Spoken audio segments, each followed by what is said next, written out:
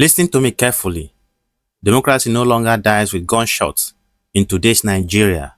It dies with court orders. Right now, there is a silent fire burning in Abuja.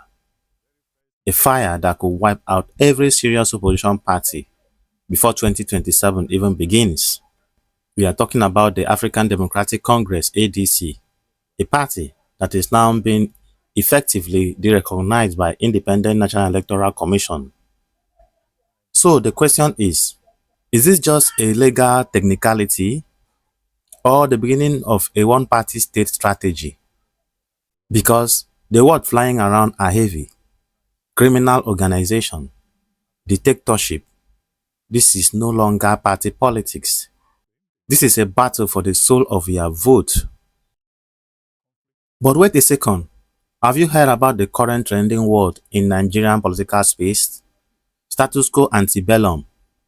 In simple English, go back to how things were before the fight. But in reality, INEC is telling a major party, you don't exist until the court says so. Now think, who benefits when the opposition is silent? Stay with me because behind this legal explanation, there is a very political game being played. Here is the situation. The ADC is divided into factions.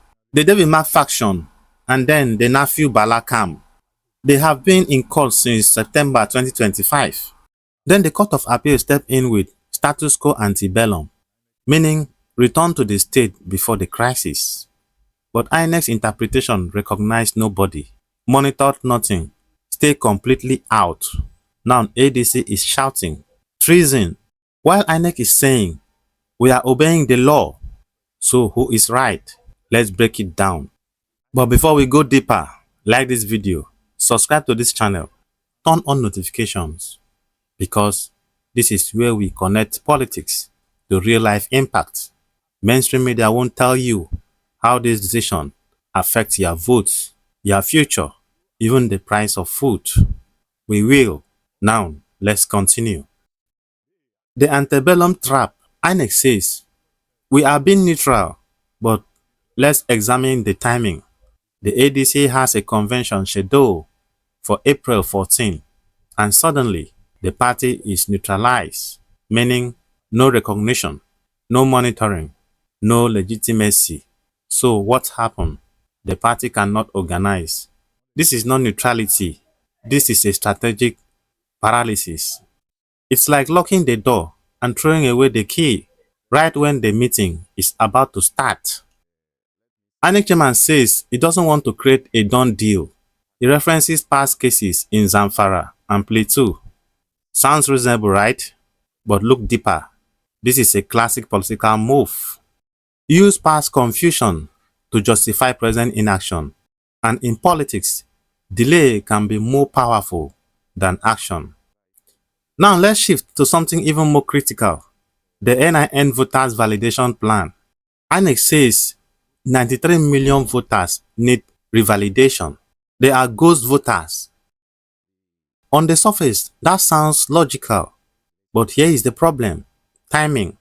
If you introduce strict NIN requirements close to election, you risk excluding millions of Nigerians, rural communities, low-income citizens, undocumented voters. So what looks like reform can become disenfranchisement.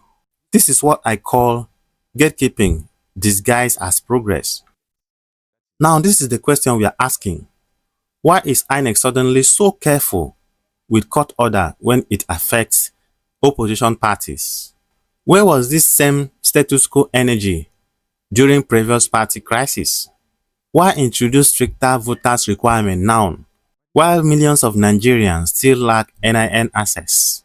How can a party hold a convention if the electoral body refuses to even observe it? Is this neutrality or selective enforcement? Now let's bring it home.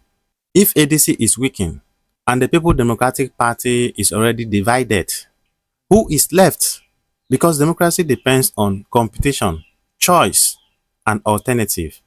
Without that, we move towards a one-party reality. And for Nigerians, your 2027 vote may already be shaped before you even cast it, not at the polling unit, but in a boardroom. So I will say this, and this is my honest opinion.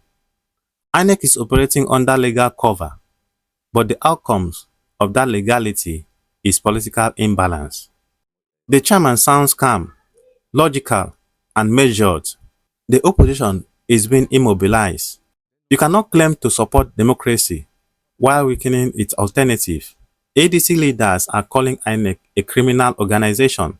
That may sound extreme, but it reflects something deeper, a total breakdown of trust. And once the referee is seen as a player, the game is already compromised. So let's end it with a real question. Is INEC protecting democracy or controlling it? Are we witnessing a legal process or a political strategy?